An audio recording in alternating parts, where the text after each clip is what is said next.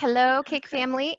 Tiffany back again with another student success story. So I have Katelynn here, and she is going to share a little bit about herself and her journey. I'd love it if you could start off and just talk a little bit about your background and maybe like what drew you to wanting to become a self-employed bookkeeper. Okay. So I'll let you take it away. So my background, I've worked in kind of coffee shop type retail. I've worked in publishing for several years. I worked in a medical office for 5 years. So that was my background, nothing financial related, my degrees in communications. But I always enjoyed numbers. And at those jobs, I did little pieces of, what would be bookkeeping, but I didn't know it was that. I did revenue tracking when I was in publishing. I did inventory and stuff when I worked at the coffee shop. I did in the medical office, we were always posting payments, helping patients with billing problems, and sending out the billing to the insurance company on the pre-billing department part of it, so submitting the charges for the clinicians. So I enjoyed that. I enjoy the black and white aspect of the numbers, Mm-hmm. and I really enjoyed that work. So I didn't come to bookkeeping when I originally wanted to start a business. Originally, I started as a VA business almost a year ago, and was just like, I had finally figured out that I really got excited about working with the businesses on the back end of things. And my son is almost 4, and my husband and I have gone through kind of job changes and everything over the years. So I wanted to help boost our income, but I wasn't really sure what to do. So finally I had settled on doing VA work because I was like, I know I like doing this work. I like supporting other businesses, but I like doing it from the back end. I don't want to be like out there in the front of the business. I want to help with the support. So I was not even a month into that when I saw your ads on Facebook. And Okay. I was like, that's kind of interesting. And I'm always one of those super skeptical people. So I probably went through the ads like 5 times. And then a month later decided to get the book. So I actually dug through my email today because I was curious. I'm like, what was the timeline? So it was like, I got the book, and then like the end of that month, like, almost 4 weeks later, I signed up for the course. And then a month later, I signed up for the support group. Awesome. So that was kind of my timeline for getting started with that. And pretty soon I'm not advertising. I mean, it's still on my website, but I'm not advertising VA work anymore. And whenever anybody asks me, I'm like, I'm kind of busy with bookkeeping right now. But so right now that's my focus. And it really kind of enabled me to go from, because as a VA, when I started, I'm like, well, I think I'll charge like $20 an hour. Maybe I'll get up to $25 an hour. And then I was quickly noticing, I'm like, with a little guy running around and only so many hours in a day, how am I going to make the kind of income that will make a difference? Right. Mm-hmm. With, just typically most businesses wanting you to be available 9 to 5.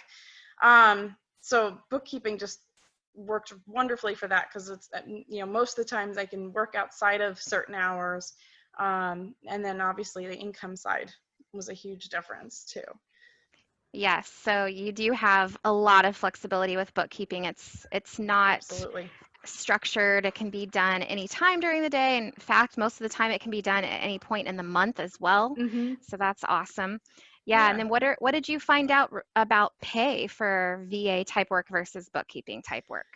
Well, VA type, I think VAs are now starting to also go towards value pricing and package pricing more and more. But what I had been exposed to as far as, starting up was like, well, you should start up at like, $25 an hour and then go from there. And like, eventually maybe you'll work your way up to like $40 an hour. So that was kind of what I had in my head. The first client I offered to work for, I actually offered to work for $15 an hour. Whereas with bookkeeping, I've been trying to keep it, around what you suggest. And that's the difference is just, it's it's incredible, because if I was doing $15 an hour, I can't imagine right now trying to, bring in the same amount of money and do $15 and doing it at $15 an hour. Yeah, that would be a lot of work, a lot of Yeah, time to put in. yeah. Yep.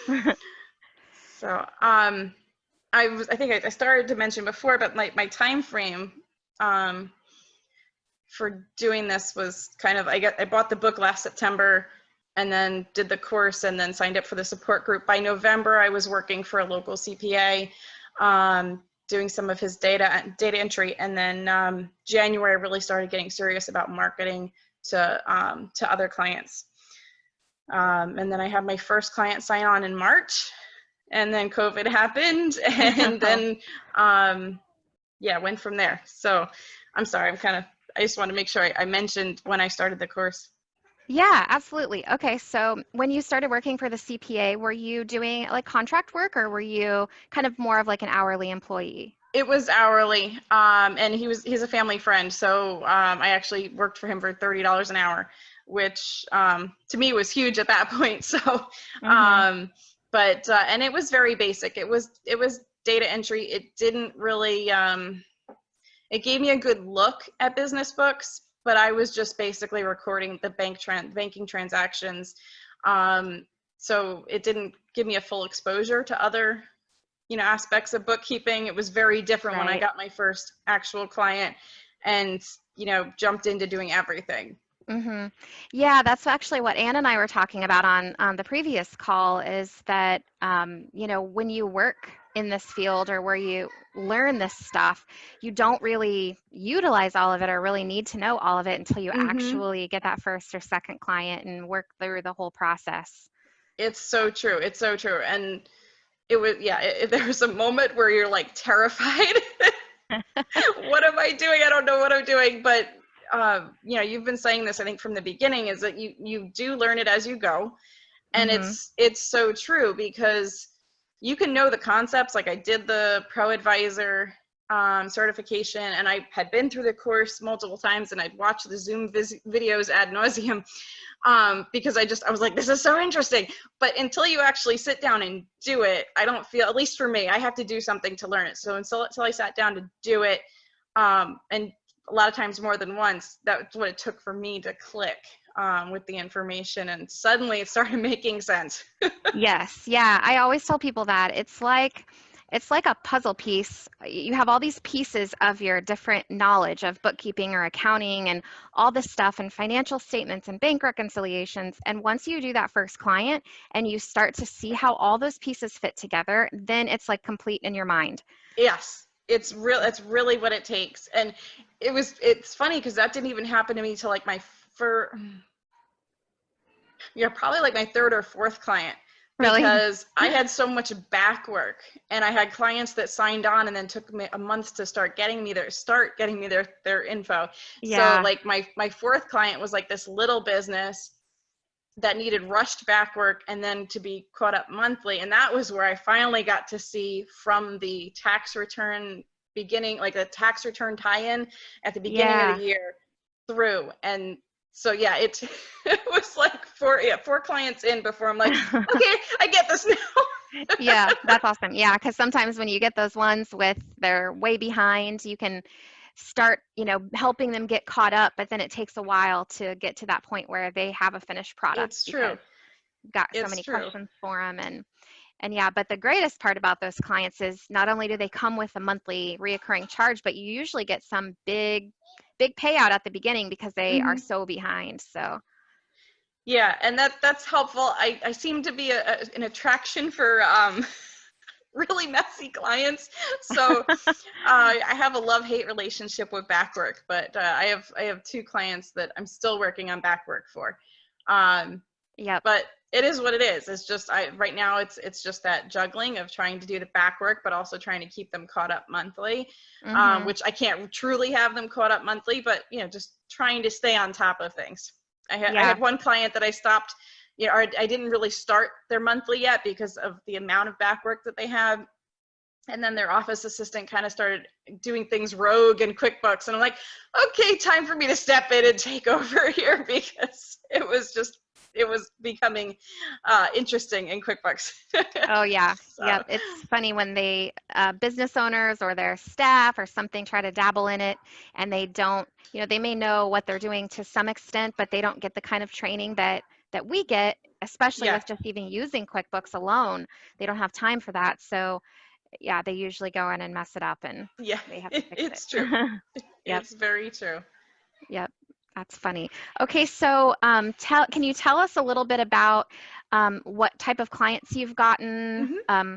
maybe approximate pay range that you've Hmm. gotten for clients and how that's impacted your family's finances? Yeah. So I actually wrote some of these things down because I'm like, I'm like, she's probably gonna ask this, and I'm gonna totally forget.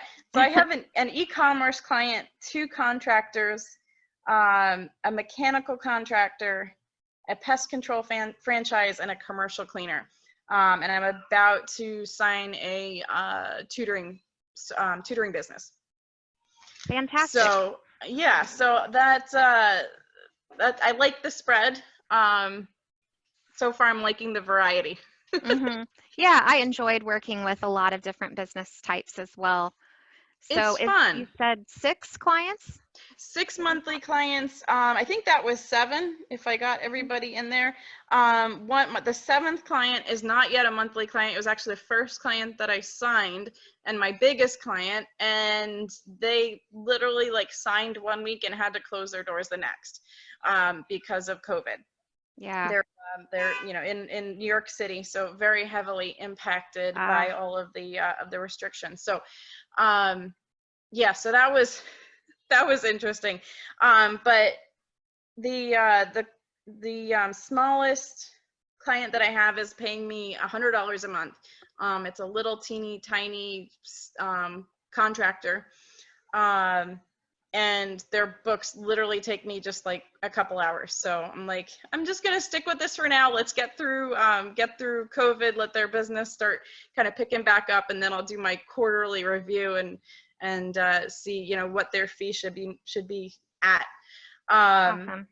and then my largest client would be the one that's on hold right now. That's $1,500 a month. But the largest monthly client that's currently active would be an $800 a month client. Fantastic. So Awesome. yeah, so interesting spread. Yeah, and I know I kind of remember based on some of our conversations not too long ago that you said you replaced your family's income, right, during all Yeah, this COVID stuff with your business. yeah. I mean, it's because of COVID impacting my husband's hours. Like we've doubled our income. We haven't kind of doubled the effects of our income yet, just because of the way things have decreased with COVID. But yeah, we've doubled it, and I'm now making more than what I was making working 40 hours a week at a medical office. So I'm thrilled with that. That's awesome. And I've got clients that I've got a couple. Tried to count them up before. I think I've got 3 proposals out Going at out. the moment. Fantastic. So That's great. Yay, I'm so excited. yeah, me too. Me too. I still can't. I still kind of like pinch myself Yep. that this is real, because I think back to where I was a year ago. We came back from a family vacation, and that was when I decided I'm going to buy the book and I'm going to start looking into this. And something from that vacation is actually part of my password for my QuickBooks. So I kind of think about it every time I log in, and just like coming up on the anniversary of that vacation, and just how I was feeling then, with feeling like, I don't want to be in this place much longer. Like I just want things to progress. We want time freedom, location freedom, financial freedom to be able to do more as a family. And, we're getting there. That's awesome. And so the bookkeeping business has allowed you to have those freedoms now. Mm-hmm. That's so Absolutely. awesome. Absolutely. Yeah, I'm so happy for you. Thank This is you. great. I'm so happy you put it out on Facebook. Yes. I'm glad it's out there for everyone also. Yeah. So great. Yeah. So I know the $1,000,000 question from everybody is, where are you finding your clients? Okay. This I also wrote down.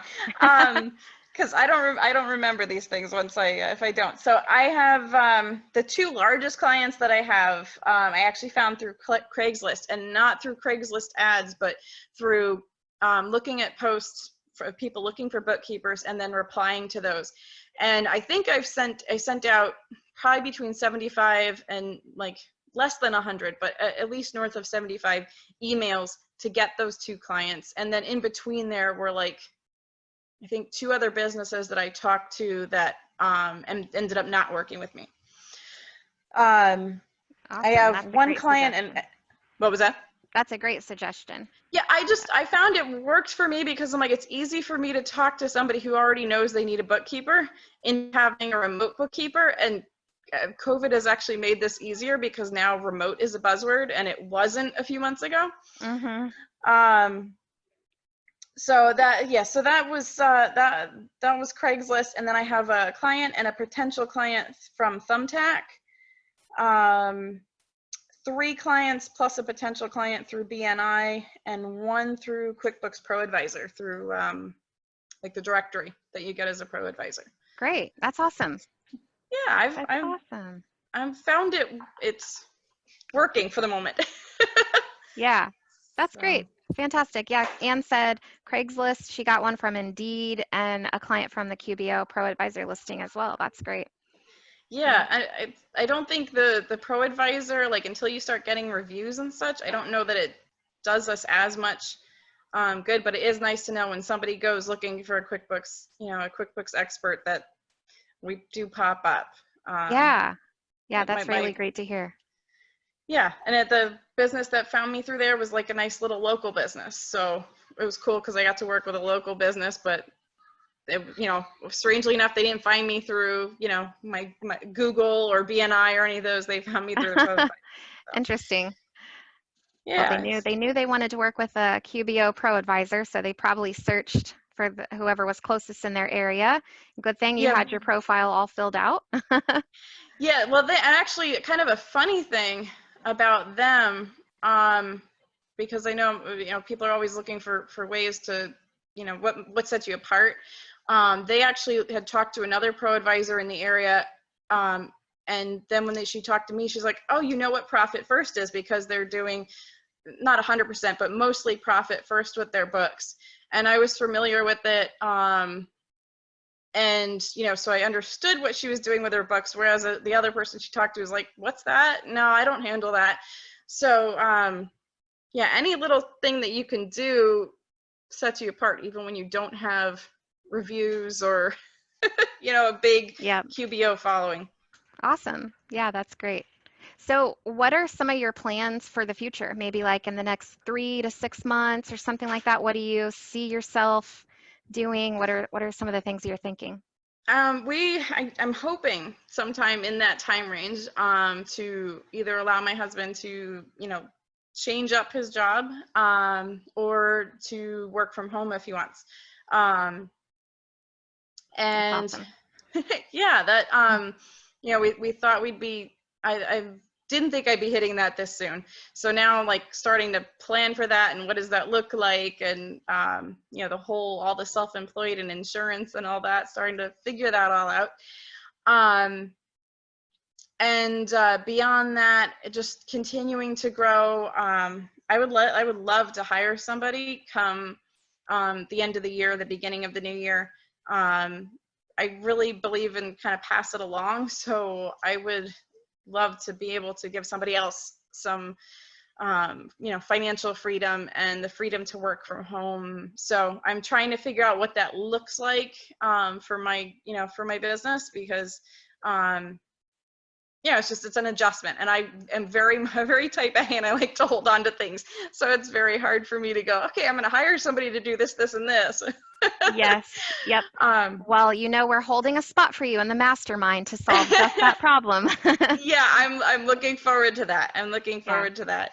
And then that I've already outsourced to Main Street, to another Yeah. bookkeeping group for one of my clients. So that was kind of good practice in Yes.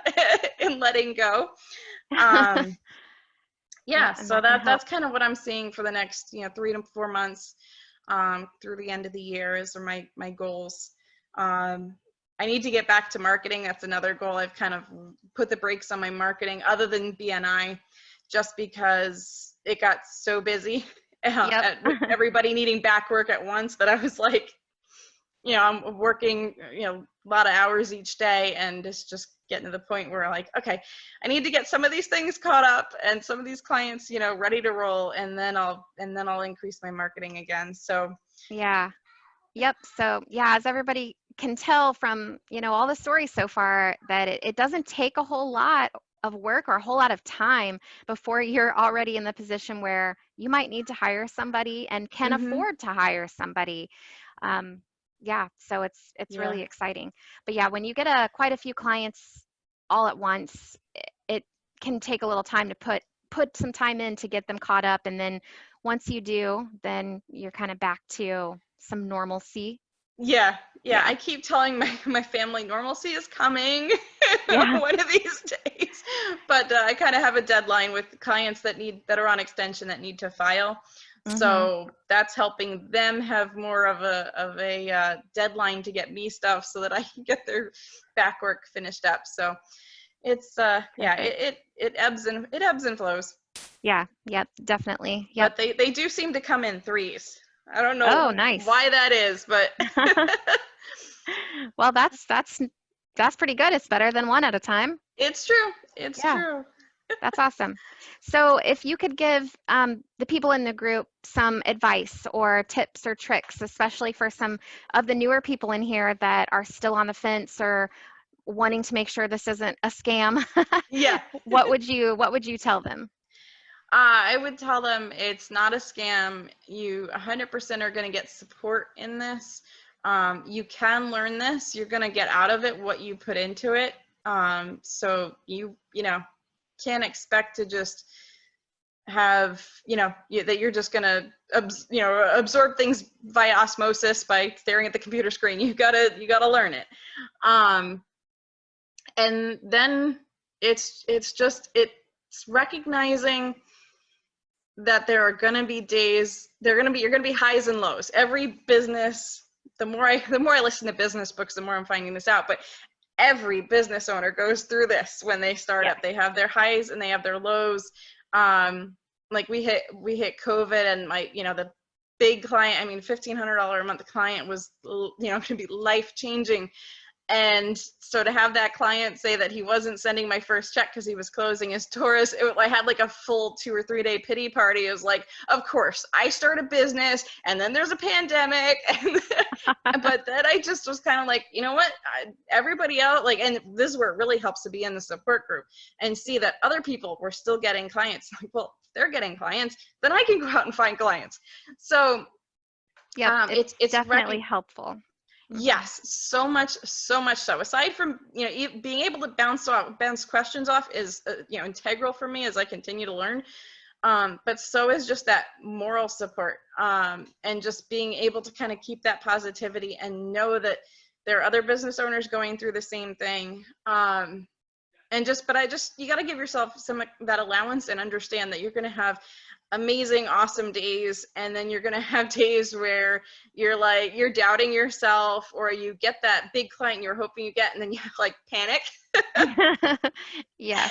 And so yeah, so that would be my first tip. And then let's see if I wrote anything down for this Well, while you're in looking my at, notes. I will have to say that that's very true. There is an emotional roller coaster that every business owner goes on, and it's always up and downs. I mean, I still have the same things as well, but having a coach and having a group to help you along through all that can really minimize, it being Hmm. so drastic for sure. Yeah, But because it kind of, you start to go down, and then everybody, the coach and support group kind of pull you back up. yep. um yeah, and that's for sure, because otherwise, like, that pity party would have been a lot longer. And I don't know if I would have, turned around and 3 weeks later had 3 clients sign in 1 week. Like, it takes staying with it. Mhm. One note I did write, so that was the one thing I written down. And then keep learning, which I kind of mentioned. The other thing is keep your expenses in your overhead as low as you can when you're starting out. I looked back at my financials, and it's like, until recently, my overhead was just over $100. So if you think that it's super expensive to start a bookkeeping business, it's not. You Yeah. you don't have to have the fancy website. You don't have to have the fancy, all the fancy equipment. I'm still like nursing a old laptop through Yep. because right now I'm too cheap to go buy one, but I am planning, like, okay, somewhere in the next few months I'm gonna upgrade that because I just need the extra speed. But equipment can be dealt with. Nothing, things don't have to be fancy. I can count on my two hands, if that, the number of business cards I've given out. That might be different if COVID hadn't hit when it did, but you don't need all the bells and whistles. You just need, what you need to be in business legally, and then what you need to do your work. It doesn't have to be fancy, and the lower your overhead, the more you're going to be bringing in your Yep. profit. So The less stress that you'll feel, and yeah, for Mhm. sure. For sure. Cause I know it was like, so when I first started like getting those clients coming in, I'm like, oh, I'm gonna get a new printer. I'm gonna get a new computer. It's like, Yeah. no, not yet. Rein it in. That's good. That's a great thing to recognize. Yeah, because sometimes people do get excited about that, and then they spend it and increase their spending, and then they It's need to get true. some more clients. Yep. Yep. Yeah. Yeah. So great tips, great advice, and thank you so much for hopping on and Not a sharing problem. all of this with us. Thank you for the invite. Yeah, absolutely. I This is can't fun. wait to do another check-in with you in, 3 to 6 months and see where you are then. Yeah, I'm curious. We'll see. Yeah. I wouldn't have guessed about this 6 months ago, so I'll take it. I'm excited. Yes, I'm excited too. And it was so great catching up, and thank you Great catching up again. with you too. Yeah. All right. Well, I'll let you go and spend some time with your boys, and Yeah. we'll talk again soon. All right. Have a good night. Okay. Thanks. You too. Bye bye. Bye. Bye, everyone.